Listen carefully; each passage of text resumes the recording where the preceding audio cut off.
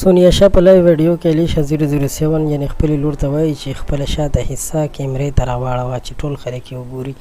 تاسو سره دغه ویډیو هم شریکوم او بیا د خپل دغه حصہ چې سوشل میډیا ته خلکو ته ښودلې ده دغه ویډیو هم در سره شریکوم. د هغې نه وړاندې تاسو سره یو څو خبرې کول ضروري ګڼم. تاسو ته معلومه ده چې څومره هم وخت زیاتیږي وخت سره سره د بېحیایي د فحاشي نوره هم زیاتیږي.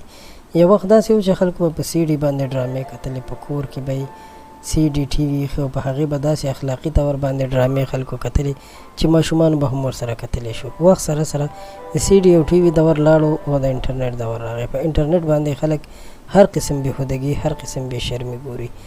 نو د خلکو هم نور سترګې وشلې دي. د پښتنو دغه بدنام خلک چې الیشا او ورسره د هغې مور چې سونیا شاه نومېدی، اوس په ټیک ټاک باندې دوی د خپلو پیسو ګټلو دپاره داسې اپشن استعمالوي، داسې بېحیایي کوي چې یو په یو کمره کې ناست وي، یعنې مور یې په یو کمره کې ناسته وي، لور یې په بله کمره کې ناسته وي، یو بل ته خبرې کوي او یو بل سره لایف راځي. په دې طریقه باندې خلک کوینز ورلیږي یا پیسې ورلیږي او دوی یو ته وایي چې شابه خپله شاته حصه کیمرې ته راواړوه.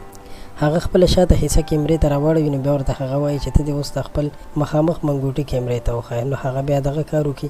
په دې سره سره دوی د ځوانانو جذباتو سره لوبې کوي او په دې طریقه باندې خلک دوی ته سینډینګ هم کوي، پیسې ورته ورلیږي چې دغه حرامې پیسې بیا دوی د رزق دپاره، د روټۍ دپاره استعمالوي او دوی په هر قسم بېشرمي بېحیایي هم کوي.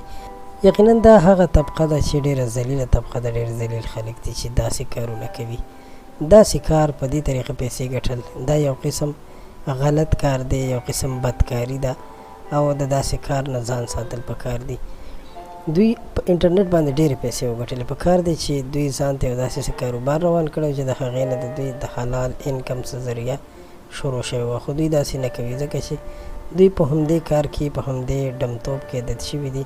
نو د دې نه بغیر دوی بل کار نشي کولی. نو دعا وکړو چې الله پاک دې موږ تاسو ته او ټولو مسلمانانو ته او دې خلکو ته هم هدایت ور په برخه کړي.